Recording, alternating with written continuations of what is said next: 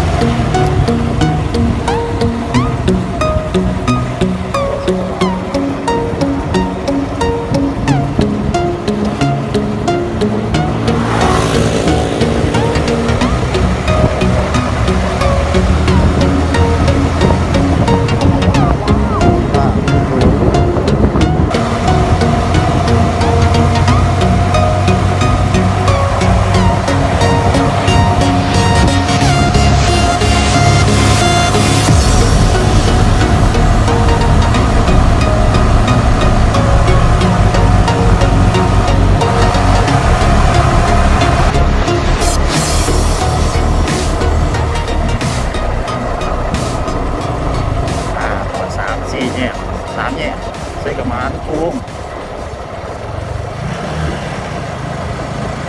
งานเดิมสันติภาคไปใส่กระมานพี่น้อง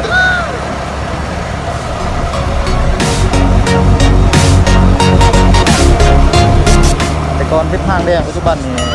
ก็เซ่เลยมาทุกคนมาเซ่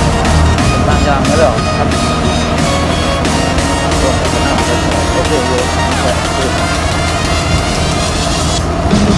ก่อนนี่โว้ยไปนี่ยังไงกุ๊บไปเรื่องเสียซอยมาเนี่ยรถที่สายเชียงกระมานไปเยี่ยมนะครับใจเสียหอดเลยไม่ต้องเลย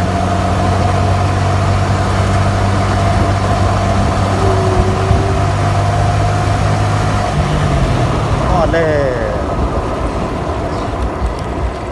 อยู่บนนี้ผ่าโอ้โห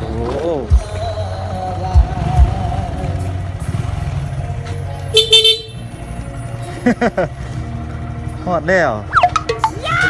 ใส่เวทมีผู้ใดมา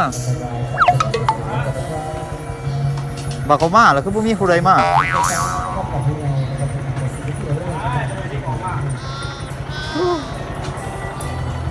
หอดแล้วเมาปลาโต้เมาอยู่ใส่อันพวกเก่ากัน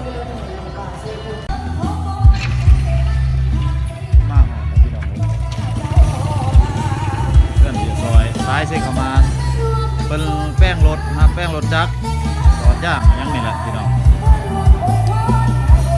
ตอนนี้มาเบิ่งวิธีเนาะว้าววิธีนี่ของดิ๊กแฮปปี้ที่เล่นเนาะไปสลับงานดอก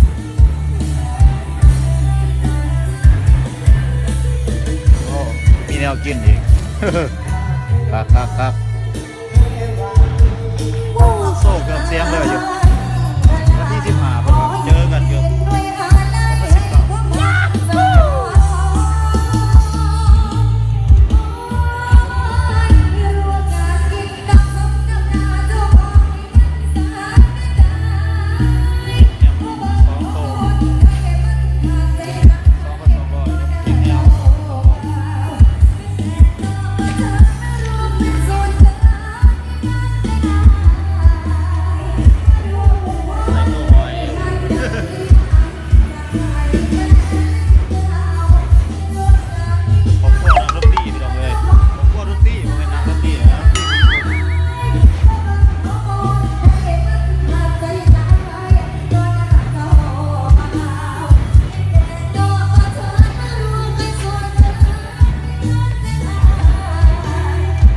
มายามเสียซอย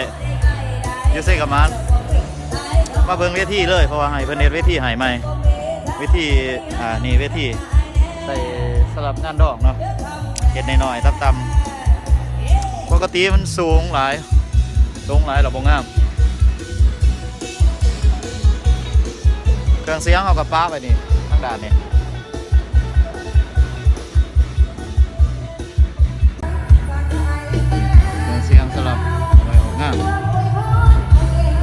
เลยเพราะว่างานรู้ช่วงสายเชยกมาครับงานไร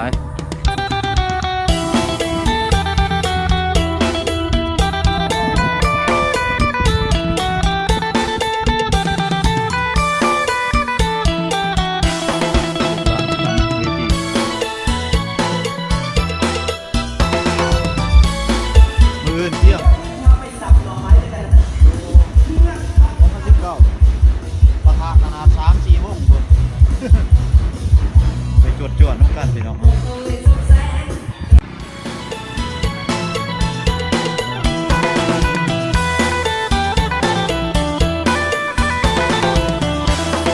แป้งปองแป้งแป้งปองแป้งแป้งแป้งปองแป้งแป้งปองแป้งปองแป้งปองแป้งแป้งแป้งปองแป้งแป้งปอง พี่หลงโม่เด้อพี่น้องเด้ออันนี้เด้อนี่เสียซอยเพิ่นตอนครับมีหมกโม่มีหลายอันหลายแนวอยู่ดอกมื้อนี้แป้งแป้งปองแป้งแป้งปองแป้งปองแป้ง นี่ยังนี่เขาเอิ้นหย่อบ่